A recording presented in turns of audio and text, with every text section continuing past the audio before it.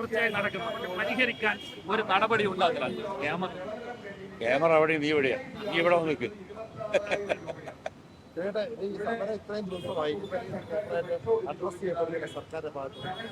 ഇതൊരു അനാവശ്യമായ പിടിവാശിയാണ്. ഇപ്പൊ എനിക്ക് ചോദിക്കാനുള്ളത്, തമിഴ്നാട്ടിൽ ഇപ്പോൾ ആശാ വർക്കേഴ്സ് സമരം തുടങ്ങി, നിങ്ങൾ അറിഞ്ഞിട്ടുണ്ടാവും.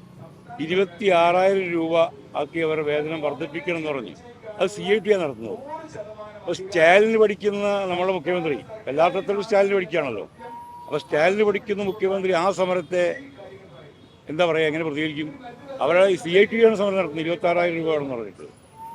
ഇവിടെ ഈ സമരത്തിന് ഏതെങ്കിലും രീതിയിൽ സമരത്തോട് രഞ്ജിപ്പിലെത്തിക്കഴിഞ്ഞാൽ തങ്ങളുടെ മാനം പോവും എന്നുള്ള പേടിയാണ്. കാരണം ഇത് ഇത്രമാത്രം വലിയ വിജയമാവുമെന്ന് ഗവൺമെൻറ് പ്രതീക്ഷിച്ചിട്ടില്ല. സമൂഹത്തിൻ്റെ പല ഭാഗത്തു നിന്നുമുള്ള ഇവർക്ക് കിട്ടുന്ന പിന്തുണ ദിവസം പ്രതി ഏറിക്കൊണ്ടിരിക്കുകയാണ്. അത് ഗവൺമെൻറ്റിനെ അസ്വസ്ഥമാക്കുന്നു. അതുകൊണ്ടാണ് ഈ സമരം ഒരു ചർച്ച ചെയ്ത് തീർക്കാത്തത്. ഇതിപ്പോ ഈ സമരം ഇത്രയും ദിവസമായി, എന്നിട്ടും 2 തവണ സർക്കാർ ചർച്ചയ്ക്ക് വിളിച്ചു. അപ്പോഴും പറയുന്നത് കേന്ദ്രമാണ് ഇതെല്ലാം ചെയ്യേണ്ടത്. ഇത്രയും ജനപിന്തുണ ഈ സമരത്തിൽ ഉണ്ടായിട്ടും സർക്കാർ പിന്നീട് ഒരു അയ്യുന്നൊരു സമീപനം സ്വീകരിച്ചിട്ടില്ല. ഈ എല്ലാം ചെയ്യേണ്ടത് കേന്ദ്രമാണ് എന്നുള്ള നിലപാടിലാണ് സംസ്ഥാന സർക്കാർ ഇപ്പോഴും ഉള്ളത്. അതായത് സമരം എങ്ങനെയെങ്കിലും പൊളിക്കുക എന്നുള്ള ഉദ്ദേശത്തിലാണല്ലോ ഇത് നീട്ടിക്കൊണ്ടുപോകുന്നത്. അല്ലെങ്കിൽ ചർച്ച ചെയ്ത് തീരുമാനിക്കാവുന്ന കാര്യങ്ങളേ ഉള്ളൂ. വിട്ടുവീഴ്ചകൾക്ക് ഇവർ തയ്യാറായിരിക്കും.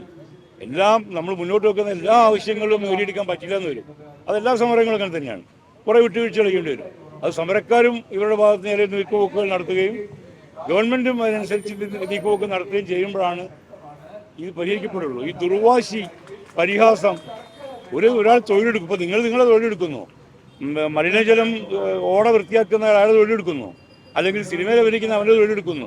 ഇങ്ങനെ തൊഴിലിനെ അതിൻ്റെ മഹത്വം തിരിച്ചറിയാതെ അപമാനിക്കുന്നത് തന്നെയാണ് ഇവരുടെ ഏറ്റവും വൃത്തിയായിട്ടൊരു മുഖം. താങ്കളുടെ പ്രസംഗത്തിന് അതൊരു കാര്യം പറഞ്ഞിരുന്നു. ആമസോൺ കാർഡുകൾ കത്തിയാൽ മുമ്പിൽ പോയി അവിടെ ചെയ്യുന്ന ഇത്തരം പ്രശ്നങ്ങളെ കണ്ടിട്ടുണ്ട്.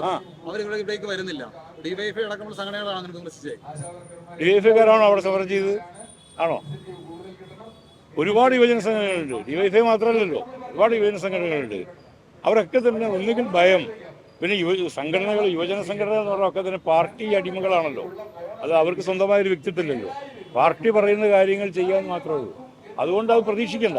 പക്ഷേ ഞാൻ പറഞ്ഞത്, അതിൻ്റെ ഐറണി മനസ്സിലാക്കേണ്ടത്, വേറൊരു രാജ്യത്ത് ആമസോൺ കാർഡുകൾ കത്തുമ്പോൾ ബ്രസീൽ എംബസിയുടെ മുന്നിൽ പോയിട്ട് സമരം ചെയ്യുന്നതിൻ്റെ ഒരു വിരോധാഭാസം നിങ്ങൾ മനസ്സിലാക്കണം.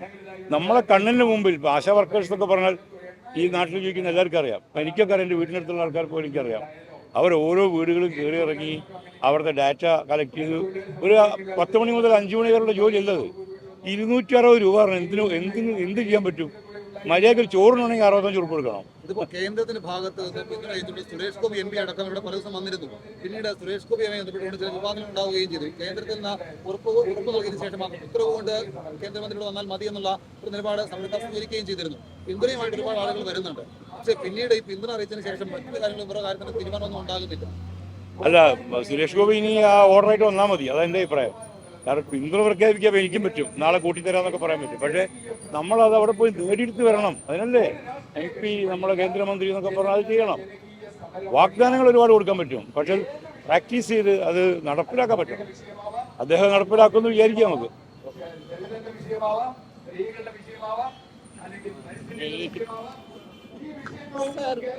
ഒരു ഇംഗ്ലീഷ് തരാമോ?